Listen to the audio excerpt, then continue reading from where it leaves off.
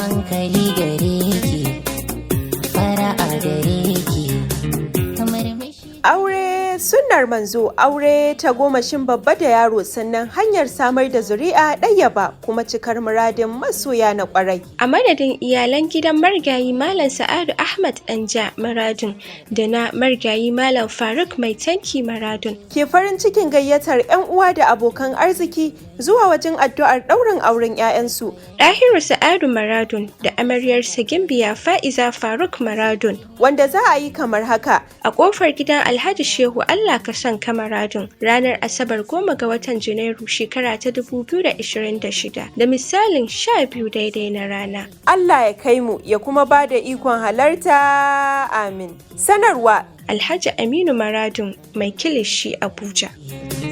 sai ta kwaikwayonki, an fi son faɗarki.